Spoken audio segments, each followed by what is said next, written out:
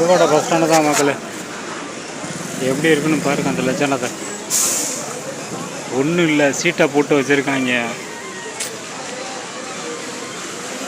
வேர்த்து ஊற்றுது, நிற்க முடியலை. எல்லாம் தண்ணி மழை இப்போ தூர்னுச்சு 1/2 மணி நேரத்தில்.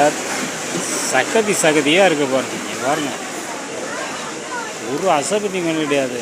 லோக்கலில் எந்த பஸ்ஸும் நிறுத்த மாட்டேங்கிறாங்க. எல்லாமே பிபி பஸ்ஸு தான் இங்கே நிற்கிது. இடையிலன்னா இறங்கணும்னா பஸ்ஸு இறங்காதுங்கிறாங்க. கார்பரேஷன் பஸ்ஸு ஒன்றும் விடாது. டவுன் பஸ்ஸு தான். டவுன் பஸ்ஸெல்லாம் வரவே மாட்டேங்குது. பாருங்கள் பஸ் வர லட்சணத்தை பாருங்கள்.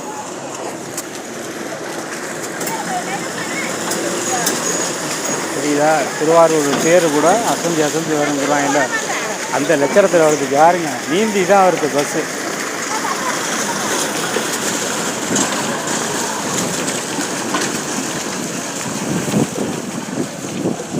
யாரும் ஒரு பஸ்ஸு இல்லை தலைவர். மதுரைக்கு போகணுன்னா மதுரை பஸ்ஸு ஒரு பஸ்ஸு வரலங்க. வேர்த்து ஊற்றுது. யாருங்க எப்படி இருக்கு பாருங்க இந்த ரோடெல்லாம். ஒன்றுமே செய்யலைங்க. அதிகாரிகளும் ஒன்றும் தெரியல, ஆட்சியாளரும் தெரியல, எவன் அரசியல்வாதியும் தெரியல. கொள்ளையடிக்கிறதுல தான் இருக்காங்க. தண்ணி அப்படியே பயங்கரமாக நிற்கிது. இந்த வாரம் பஸ்ஸு கேட்போம், அவர் ஏதாவது சொல்கிறாரான்னு பார்ப்போம். நம்ம அது பொள்ளாச்சியெல்லாம் போட்டிருக்கு. பொன்னமராதிங்க பொள்ளாச்சி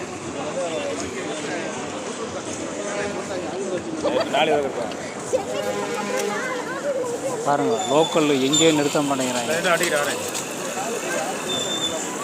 அனைத்து எங்கே தெரியுங்களா போகிறாங்க. எல்லாம் பாயிண்ட் டு பாயிண்ட் மாதிரி ஏற்றுறாங்க. பாயிண்ட் டு பாயிண்ட் தான் ஏறுறாங்க. லோக்கலில் இறங்க மாட்டேங்கிறாங்க. ஒரு 5 கிலோமீட்டர் 10 கிலோமீட்டர் போகிறலாம் பஸ்ஸு நிறுத்த மாட்டேங்கிறாங்க.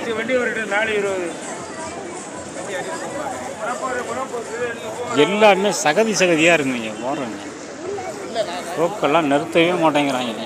இது ஃபுல்லாக பொன்னமராதி பஸ்ஸு. போகிற வழியில் இங்கேருந்து ஒரு 10 கிலோமீட்டரில்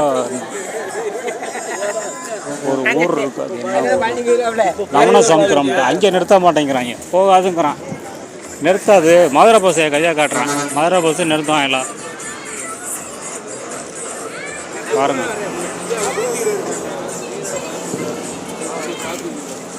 வெயில் பயங்கரமாக இருக்கு. எங்கே நோக்கி புதுக்கோட்டை பேருந்து நிலையம் எப்போ ரெடி பண்ண போகிறான்னு தெரியலை.